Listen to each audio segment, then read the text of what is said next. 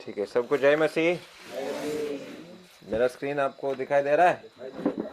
सामने आओ तो अच्छा होगा, अगर वहाँ से दिखाई नहीं दे रहा है तो पास में आने से अच्छा होगा। और लाइट ना होने के कारण एक जन के पास जो टॉर्च है वो बाइबल पढ़ सकता है, और बाइबल साथ में रखने से अच्छा होगा। और आप लोगों को याद है, हम उत्पत्ति का किताब से बाइबल सिखाना शुरू किया था। परमेश्वर ने आदम और हवा को कैसे बनाया, फिर आदम और हवा पाप में गिर गए, और पाप में गिरने के बाद परमेश्वर ने एक अभिवचन वादा किया कि मैं उद्धारकर्ता को भेजूंगा। याद है ना सबको? और वो उद्धारकर्ता महिला का वंश, स्त्री का वंश से आएगा करके परमेश्वर ने बोला था। और वो कैसा पूरा होगा, हम लोग अभी उसी योजना परमेश्वर कैसा पूरा किया हम लोग आस्ते आस्ते आस्ते देख रहे हैं। क्योंकि बाइबल में कितने पुस्तक है मालूम है? 66।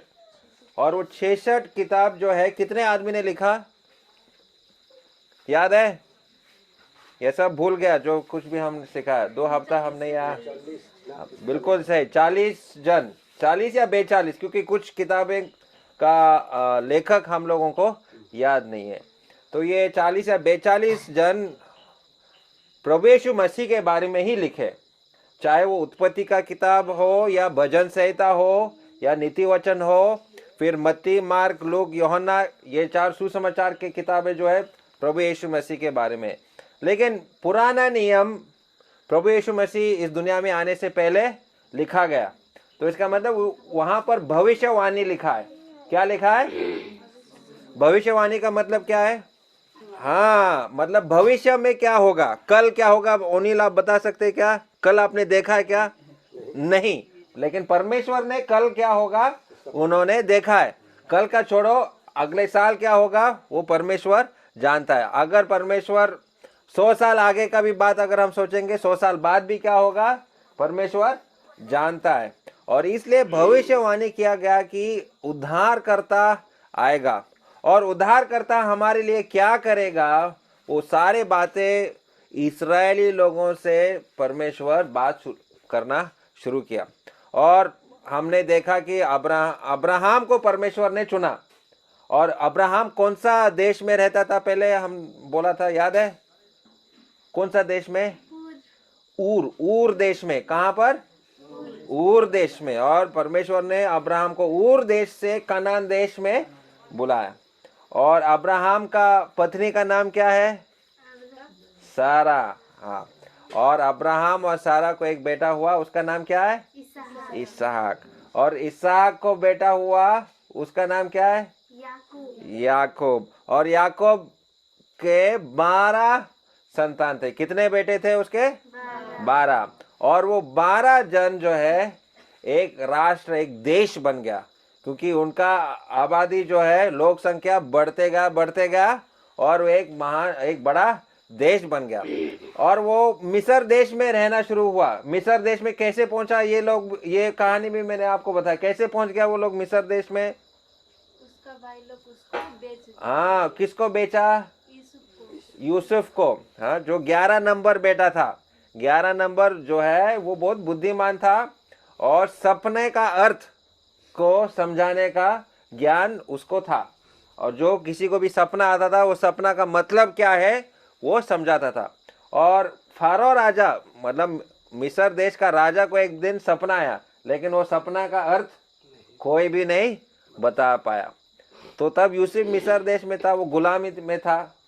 तब किसी ने बता रहे, ऐसा एक आदमी है, हिब्रू भाषा मतलब इस्राएली आदमी है, वो आपका सपने का अर्थ बता सकता है। तो सपने का अर्थ बताने का ज्ञान कौन देता है?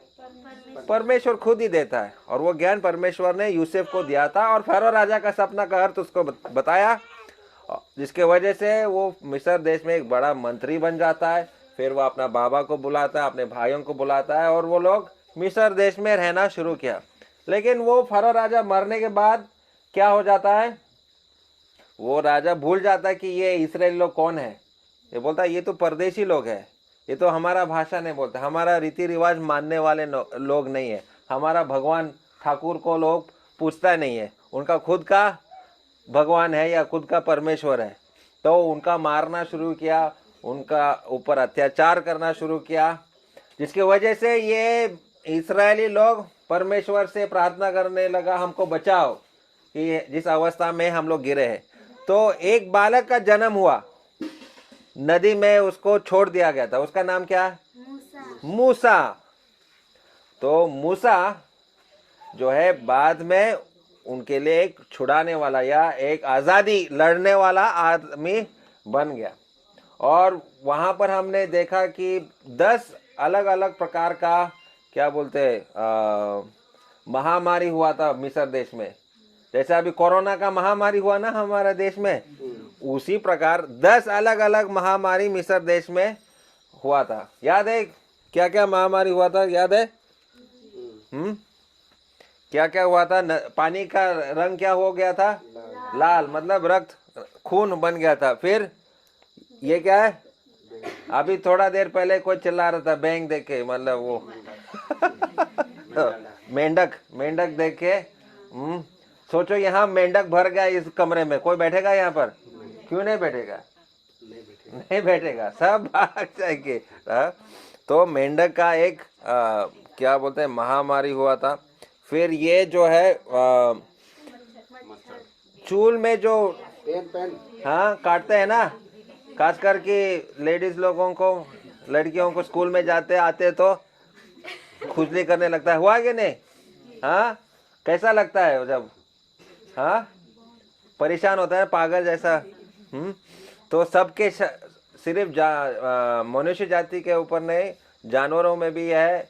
आप कहीं पे भी बैठो, वो आपका सिर जो है खुजली कर रहा है, तो अच्छा नहीं लगेगा। तो वो एक महामारी, एक बीमारी फैल गया था। फिर मक्खी का, फिर जानवर सब मरने लगे। फिर हाथ में क्या क्या आ रहा है? खुजली आ रहा है, बड़े बड़े फोड़ा निकल रहा है। फिर आग का वृष्टि हो रहा है, आग से आग भी गिर रहा है, ऐसा बारिश हो रहा है। फिर ये चीज क्या है जो धान का खेत में कभी कभी आके खा लेता है? हाँ, घुघरू। देखा है ना? तो ऐसा एक बीमारी फैल गया था। फिर अंधकार फैल गया था। ऐसा ये 9 बीमारी है। और 10वां जो बीमारी या 10वां जो समस्या आया था, वो यहाँ पर क्या हो रहा है? यहाँ इस फोटो में आप लोगों को याद है क्या हुआ था? यहाँ पर ये लोग क्या कर दिया? भेड़ का बलि क्यों किया? यहाँ पर दरवाजा में देने के लिए। क्यों दरवाजा में देने के लिए दिया? उसको चिन्ह करने के लिए। हाँ, एक चिन्ह दिया दरवाजे के ऊपर। क्यों? परमेश्वर ने बोला कि क्या होगा? मृत्यु आने वाला है। तो जिस घर में सबसे बड़ा बेटा है, अभी कैलमन का सबसे बड़ा बेटा कौन है? बिपिन। तो अभी नहीं होगा, मैं ऐसा नहीं बोल रहा होगा, लेकिन मिस्र देश में ऐसा हुआ तो जो सबसे बड़ा बेटा है वो मर जाएगा। अगर वो रक्त का चिन्ह वहां पर नहीं है तो जो सबसे बड़ा बेटा है उस घर का मर जाएगा। तो सोचो, मिस्र देश में हर घर में एक मृत्यु हो रहा है, ठक ठक ठक ठक ठक, एक एक एक एक एक मर रहा है। अरे गांव में एक आदमी मरने से कितना दुख होता है? तो सारा गांव मरेगा। तो गांव में मतलब हजारों लोग मर रहे हैं, सिलीगुड़ी में हजारों लोग मर रहे हैं, तो हमारा भारत देश में हजारों लाखों करोड़ों लोग मर रहे हैं। तो वो रोना किस प्रकार का होगा? जरा सोचो, कितना भयानक होगा ना। रात को हम लोग सो गए, सुबह उठने के बाद आधा लोग संख्या मर गया, लोग पागल जैसा रोना शुरू करेगा। ये भी मैंने बोला था, आप लोगों को याद है ना, जब 2015 में भूकंप हुआ था, कैसा रोना हुआ था? याद है कि नहीं? 2015 में नेपाल में भूकंप हुआ था, यहाँ भी हिल गया था कि नहीं? हाँ, तो मैंने आपको धूपगुड़ी के बारे में बोला था। धूपगुड़ी भी पूरा बिल्डिंग हिल रहा है और मैं ऊपर बैठा हूँ, और धूपगुड़ी मतलब बंगाली लोगों का बस्ती है, पूरा चिल्ला रहा है, लू लू लू लू लू लू लू कर रहा है। जरा सोचो वहां पर धूपगुड़ी बंगाली लोग जो है हजारों हजारों लोग हुल्लू कर रहे हैं, वो आवाज कैसा होगा? मुझे ऐसा लग रहा है कि नरक से एक आवाज आ रही है, हुल्लू, पूरा धूपगुड़ी शहर चिल्ला रहा है। तो मृत्यु का रोना जैसा है, बहुत ही भयानक है। तो परमेश्वर हम लोगों को ऐसा मृत्यु से बचाना चाहता है। अगर वो लोग विश्वास करके वहां खून लगाता था तो बच जाते। परमेश्वर का दिया हुआ वचन है, मुझ पर विश्वास करो, मृत्यु आने वाला है। लेकिन अगर तुम ऐसा एक बलि देगा, वो खून वहां पर लगाएगा, मृत्यु नहीं आएगा। लेकिन लोग बोलेगा अरे हट, कौन सा, हमने तो देखा ही नहीं, यहोवा परमेश्वर कौन है ये, हम नहीं जानता है, हम क्यों लगाएगा, हम क्यों सुनेगा। तो घमंड अगर आ जाएगा, घमंड जो है ना सबसे बड़ा रुकावट है लोगों के जीवन में जीवित परमेश्वर पर विश्वास करने के लिए। घमंड के वजह से शैतान पाप में गिर गया, घमंड के वजह से आदम और हवा पाप में गिर गए, और आज भी घमंड के वजह से लोग इस घर में नहीं ढुकेगा। क्यों? कैलमिन का घर जाएंगे, ये कौन आदमी है, अपने आप को बहुत बड़ा समझता है, हम क्यों ढुकेंगे उसका घर में, हम बड़े हैं, उससे भी बड़ा है, हम जानते हैं, हम बाइबल पढ़ चुके हैं, हमको भी प्रार्थना करना आता है। लोग ऐसा भी सोचेगा। नम्रता नहीं है, ये दुख की बात है। घमंड जो है एक बड़ा रुकावट है लोगों के जीवन में। लेकिन जब हम नम्र हो जाते हैं, हाँ परमेश्वर का वचन है, प्रार्थना करना अच्छा है, संगति रखना अच्छा है, लोगों का दूसरों का दुख का सुनना भी अच्छा है, उनके लिए प्रार्थना करना भी अच्छा है। तो इस प्रकार से जब हम आते हैं, परमेश्वर हमको आशीर्वाद देता है। लेकिन यहाँ पर हम देख रहे हैं, ये इस्राएली लोग विश्वास करते हैं, रक्त का चिन्ह लगा देते हैं और वो लोग बच जाते हैं। और उसके बाद फरो राजा उसका राजमहल में खून का चिन्ह लगाया क्या? नहीं लगाया। हाँ, राजमहल में भी दरवाजा है कि नहीं, अंदर ढुकने के लिए, अंदर बाहर जाने के लिए खून का चिन्ह नहीं लगाया। उसका राजा का, फेरो राजा का बेटा भी मर गया, और उनका आशा था कि एक दिन ये बेटा जो है राजा बनेगा, लेकिन वो आशा चला गया। रोना आ गया वहां पर भी, और वो दुख में बोला अरे जाओ, निकल जाओ यहाँ, मूसा तुम अपने इस्राएली लोगों को लेके चले जाओ, यहाँ से चले जाओ। तो चले गए, वहां से इस्राएली लोग चले गए, और एक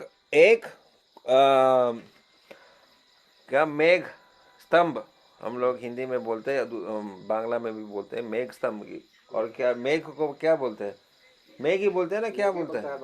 हाँ, हिंदी में क्या बोलते हैं? बादल। हाँ, बादल का एक स्तंभ निकला, और वो परमेश्वर ही खुद रास्ता दिखा रहे, कहाँ से जाना है, कैसे जाना है। और ये बादल का स्तंभ जो है रात को आग का एक स्तंभ बन जाता। आग क्यों? रात को आग क्यों चाहिए? गर्मी के लिए, लाइट के लिए। तो उसके वजह से परमेश्वर ने ये सब चीजें सुविधा उनको किया। और वो कहाँ आकर पहुंच गए? कौन सा समुंदर मैंने बोला था? लाल समुंदर के पास पहुंचा, और वहां आगे समुंदर है। फिर फरो राजा सोचना, अरे मैंने तो अपना सारे गुलामों को बेच दिया, और क्या करेंगे, पूरा गुलाम जो है भाग गया, मैं उनके पीछे जाऊंगा। और वहां इस्राएली लोगों के पीछे जब आ गया, वो देखा कि अरे वो तो फंस गए, आगे समुंदर है, अभी मौका है, उनको हम मार देंगे, सबको मार देंगे, और गुलाम ज्यादातर लोग वापस गुलामी में हम लेकर जाएंगे। लेकिन परमेश्वर ने क्या चमत्कार किया, वहां पर रास्ता बनाया, समुंदर को खोल दिया, और समुंदर के बीच में से रास्ता बनाया। ये केवल परमेश्वर ही कर सकता है। मैं कर सकता हूँ क्या? नहीं। ओस्मान ब्रदर कर सकता है क्या? नदी को दो भाग करेगा? नहीं। हाँ, ब्रिज पुल बना सकता है, बहुत पैसा सरकार खर्च करके क्या बना सकता है? पुल बनाएगा, गाड़ी को चलने के लिए, आदमी को चलने के लिए। छोटा सा नदी होगा, ठीक है, बांस का पुल भी हम लोग बना सकते हैं। लेकिन नदी को रोक सकते हैं क्या? हमारा शक्ति है क्या इतना? नहीं है, केवल परमेश्वर के पास है। और परमेश्वर ने एक रास्ता बनाया और पूरे इस्राएली लोग समुद्र के इस पार से उस पार चले गए। और बाकी का फेरो राजा का सैनिक जब प्रवेश किया उस समुद्र में, तो समुद्र दोबारा बंद हो गया और जितने भी फेरो का सैनिक था सारे के सारे मर गए। और जब इस्राएली लोग समुद्र के उस पार पहुंचे और देखा कि फरो राजा का सैनिक खत्म, तब उनको आज़ादी का एहसास हुआ। अभी हम लोग आज़ाद है और खुशी मनाना लगा। ठीक है। और फिर जब वो लोग समुद्र के उस पार पहुंचे तो मरुभूमि में पहुंचा। मरुभूमि का क्या है? हमने बोला था ना, मरुभूमि क्या है? कुछ नहीं होगा। वो भूमि मरा हुआ है। एक बीज अगर डालेगा कोई फल निकलने वाला, कोई पौधा निकलने वाला नहीं है। तो पानी का समस्या, क्या खाएंगे वो समस्या। लेकिन परमेश्वर ने ये सफेद रंग का क्या दिया उनको खाने के लिए? मन्ना। तो मन्ना का मतलब क्या है? ये मैंने पिछले बार भी बोला था। मन्ना का मतलब क्या है? खाने के लिए। हाँ, खाने के लिए। ये खाने का चीज है। लेकिन उन्होंने पहले बार ऐसा सफेद सफेद चीज देखा। वो लोग सोचने लगा अरे ये क्या है। एक दूसरे को वो लोग पूछ रहा है, वो मुझे पूछ रहा है अरे ये क्या है, हम उसको पूछ रहे हैं अरे ये क्या है। तो वो शब्द क्या हुआ? वो खाने का चीज का नाम ही अरे ये क्या है, ये क्या है? मन्ना। मन्ना का मतलब है ये क्या है। मन्ना का मतलब क्या है? ये क्या है। तो वो क्या खा रहा है? हम ये क्या है हम खा रहे हैं। हाँ, तो वो मन्ना जो है परमेश्वर ने दिया। और मन्ना जो है स्वर्ग का खाना है, स्वर्ग से भेजा हुआ खाना है।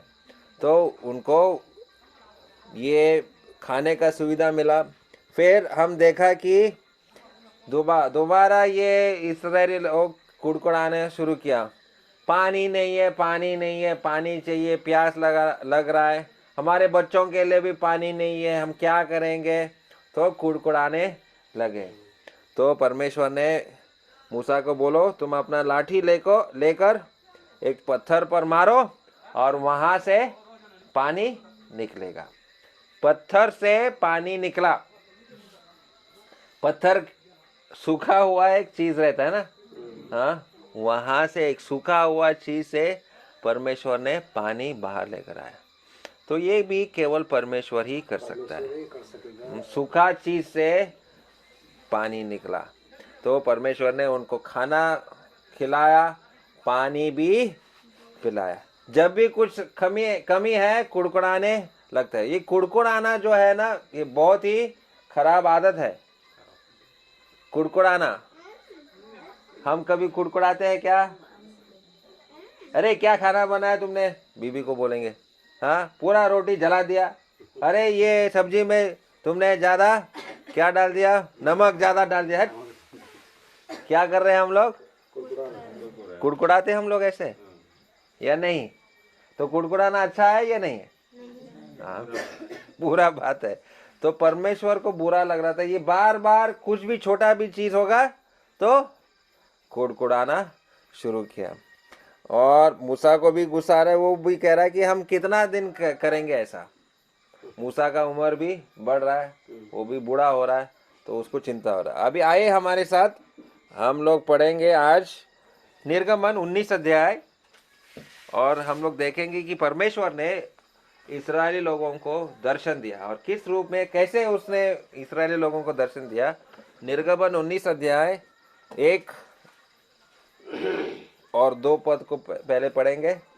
इजरायलियों को मिस्र देश से निकाले हुए जिस दिन 3 महीने बीते, उसी दिन वे सेना की जंगल में आए।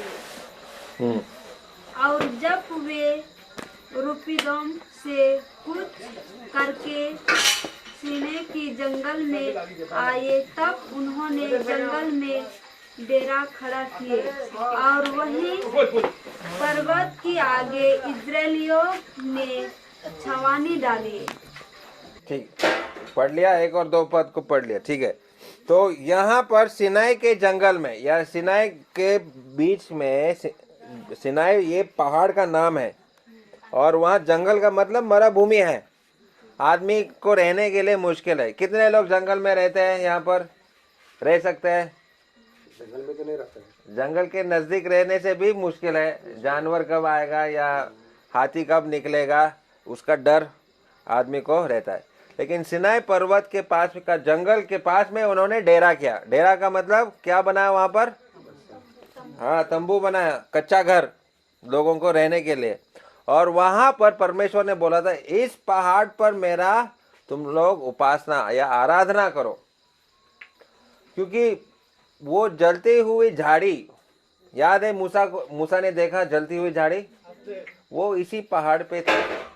और वो जलते हुए पहाड़ी पर जब परमेश्वर ने मूसा को दर्शन दिया, उसने बोला तुम जाओ और इस्राएली लोगों को इस पहाड़ पर लेके आओ, वो लोग मेरा आराधना इस पहाड़ पर करेंगे। तो वो लोग पहुंच गए उस पहाड़ पर। तो जब मूसा आया था तो केवल एक झाड़ी जल रहा था। लेकिन अभी हम लोग देखेंगे, आगे जरा पढ़ो, 3 से लेकर 6 तक पढ़ो।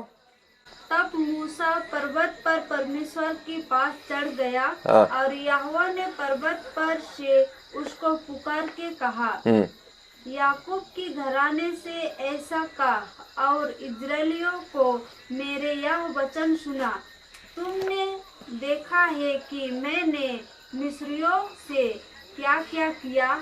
तुमको मानो उस ऊपर पक्षियों की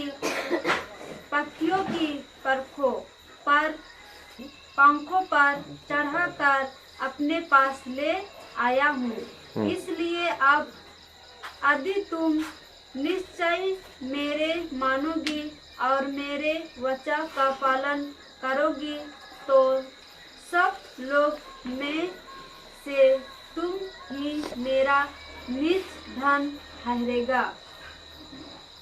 समस्त पृथ्वी तो मेरी है और तुम मेरे दृष्टि में याजकों का राज्य और पवित्र जाति ठहरोगे।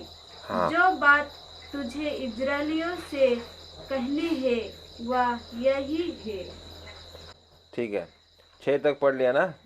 तो परमेश्वर क्या कह रहा है, मैंने तुमको कैसे मिस्र देश से बाहर लेकर आया? पंखों पे।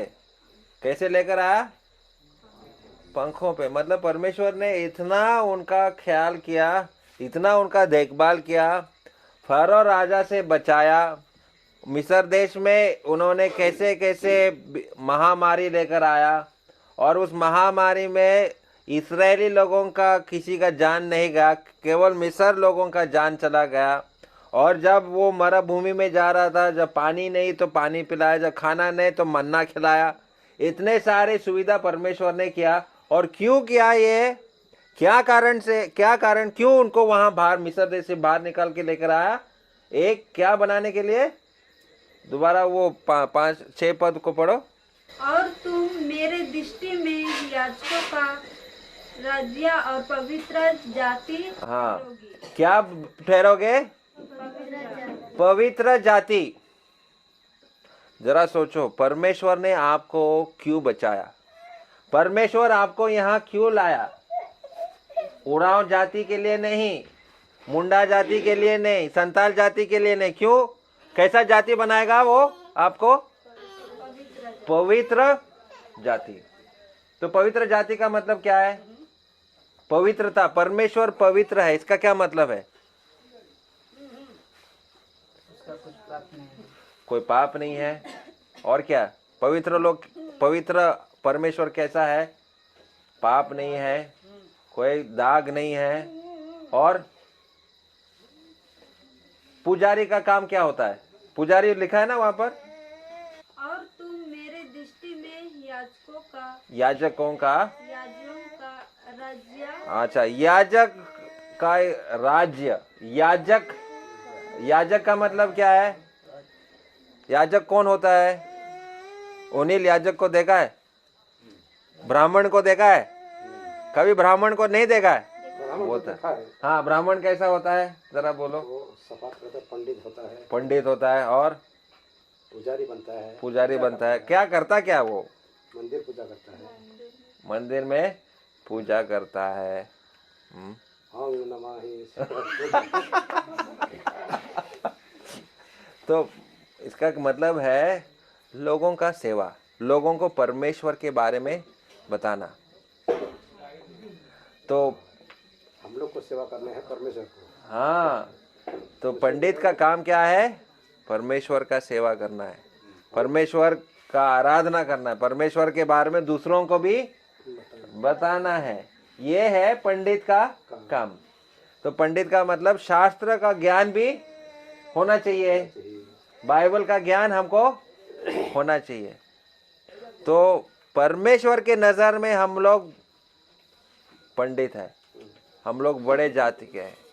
दुनिया हमको क्या बोलेगा? दुनिया के नजर में शायद वो बोलेगा छोटा जात, या ऐलाना फैलाना खराब चीजें हमारे ऊपर, गोरू खाने वाला, शुअर खाने वाला, गंदे गंदे चीज हम लोगों को बोलता है। लेकिन क्या परमेश्वर के नजर में हम ऐसे हैं? नहीं। तो ज्यादा महत्वपूर्ण बात कौन सा है? दुनिया के सामने में हम किस नजर से, वो लोग हमको कैसे देखते हैं, या परमेश्वर हमको किस प्रकार से देखते हैं? ज्यादा जरूरी कौन सा है? परमेश्वर के नजर में मैं क्या हूँ? दुनिया के नजर में हम लोगों को छोटा बोलेगा, लेकिन परमेश्वर हमको छोटा करके नहीं बोल रहा, हमको ब्राह्मण से भी ज्यादा ऊपर स्वागत करेगा। हाँ, तो ये स्थान परमेश्वर अपने लोगों के लिए दे रहा है, ये इस्राएली लोगों के लिए वो दे रहा है। लेकिन वही चीज हमारे जीवन में भी अगर हम लागू करेंगे तो क्या मैं इसका योग्य हूं? क्या मैं परमेश्वर का पंडित, परमेश्वर का पुजारी बनने का योग्य हूं? जब मैं अपने जीवन को देखूंगा, नहीं है। क्यों? मेरे जीवन में क्या है?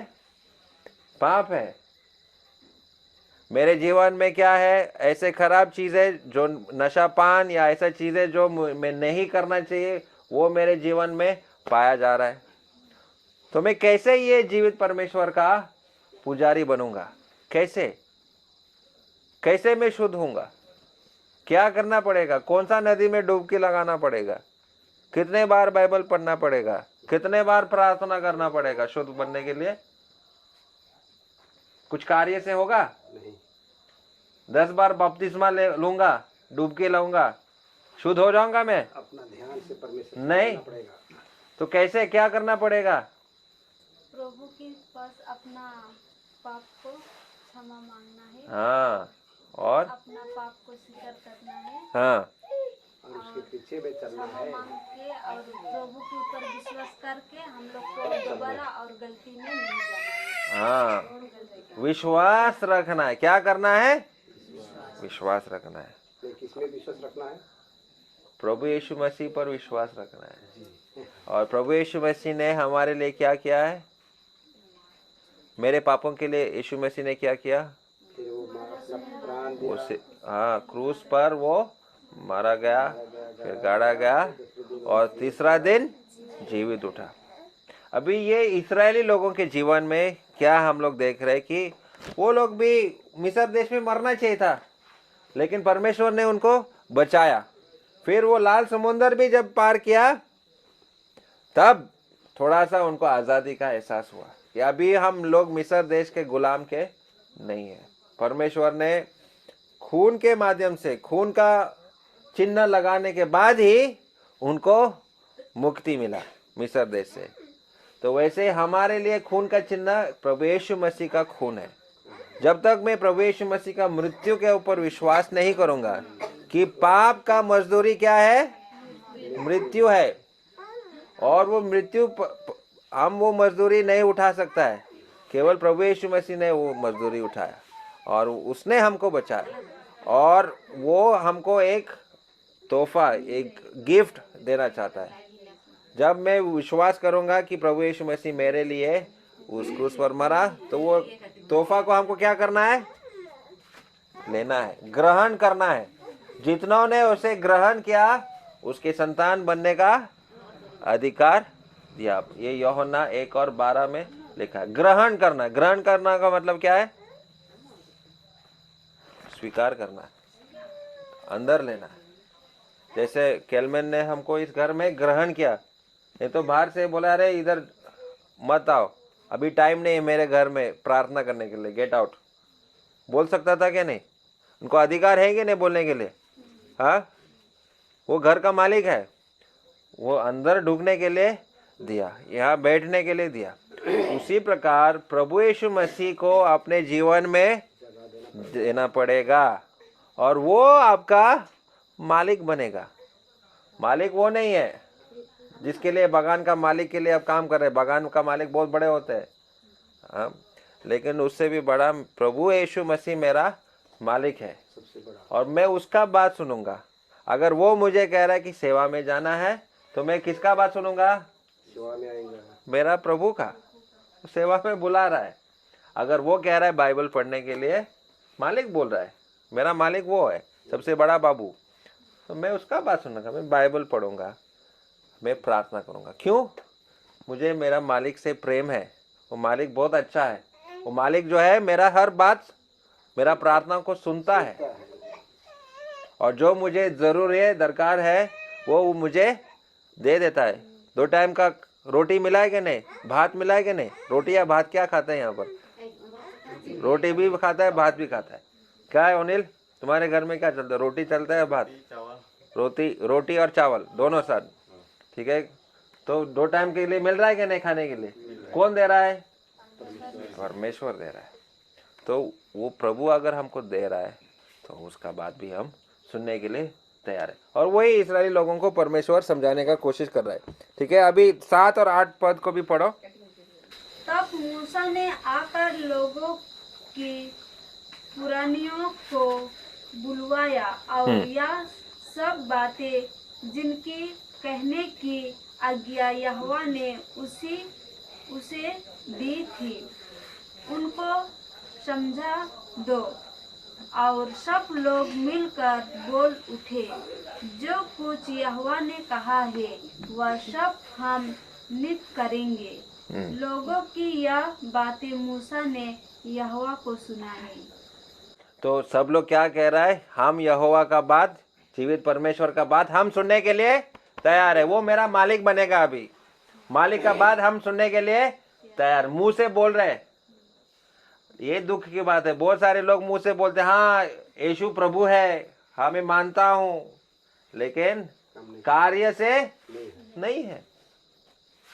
सिर्फ बोलने से काफी नहीं है, वो आपका जीवन से भी दिखना चाहिए कि मैं सच में, हाँ मैं वो मालिक का बात सुनता हूँ। मैं और किसी मालिक का, शैतान का बात नहीं सुनूंगा, मेरा शरीर का बात भी नहीं सुनूंगा, क्योंकि शरीर हमको गलत रास्ते में खींच के लेके जाता है। तो शैतान के ऊपर, मेरा शरीर के ऊपर जीत पाने के लिए मेरे पास ताकत नहीं है। शैतान कितने साल का एक्सपीरियंस है मालूम है? कितने साल से लोगों को ठोका दे रहा है मालूम है? 6000 साल से। और तुम्हारा उम्र कितना है? 40, 30, 35, कितना है आपका? 50, ऐसा ही। तो 6000 साल का है और मैं 50 साल। बड़ा ना, तो ज्यादा ताकत किसको है? उसी को होगा। हाँ, शैतान हमको ऐसा एक फेंक के हमको खत्म कर सकता है अगर चाहता है। लेकिन अगर मेरे पास प्रभु यीशु मसीह है तो पटका सकेगा। हाँ, अगर यीशु मसीह मेरे साथ में है तो कुछ नहीं करेगा, शैतान पटक से भागेगा। तो यीशु मसीह के साथ ही हमारा विजय है। यीशु मसीह के बिना हमारा कोई जीना नहीं है, हम हार जाएंगे। यीशु मसीह को अपने जीवन में रखना बहुत ही जरूरी है। उसके बिना कोई ताकत, कोई पावर आपका नहीं है, ठीक है। और वही बात उनको समझाने का कोशिश कर रहा है कि अभी मैं तुम्हारे लिए, तुम्हारे साथ रहूंगा। और लोग बोले हाँ हाँ आप हमारा प्रभु है, आप हमारा मालिक है, हम आपका बात सुनने वाले हैं। अभी मैं और ज़्यादा देर नहीं करूँगा। परमेश्वर यहाँ पर उनको इस सिनाई पर्वत पर बुलाया और परमेश्वर वहाँ पर उस पर्वत पर उनको 10 आज्ञा देने वाले। कितने आज्ञा? 10 आज्ञा। और परमेश्वर वो 10 आज्ञा पत्थर पर लिख के दिया। अभी वे 10 आज्ञा क्या है, हम अगले हफ्ता अगर प्रभु का इच्छा है तो अगले हफ्ता हम ये 10 आज्ञाओं को देखने वाले हैं। और जो नौजवान है जैसा सुष्मिता और ये तुम्हारा नाम क्या है, ज्योति, ऐसे स्कूल जाने वाले बच्चों को, रिबेका, तुमको ये 10 आज्ञाओं को मुखस्त तो करना चाहिए। मुखस्त तो मतलब हाँ हाँ, पूरा याद करना है बिना देख के। तो मैं 10 आज्ञा जो है मैं 1 हफ्ते का समय देता हूँ।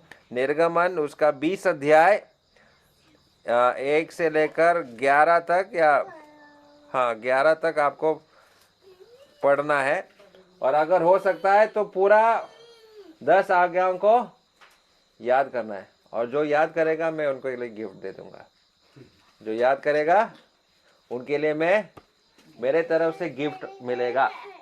ठीक है, कोशिश करेंगे ना विपिन? तुम भी ट्राई करो। हाँ, 10 आज्ञा क्या है परमेश्वर ने दिया है, हम लोग कोशिश करेंगे। ठीक है, मैं यहाँ पर अभी बंद करता हूँ। लेकिन परमेश्वर ने उस सनाई पर्वत पर 10 आज्ञा देने वाला है और आगे क्या होता है हम अगले हफ्ते देखेंगे। ठीक है, हम यहाँ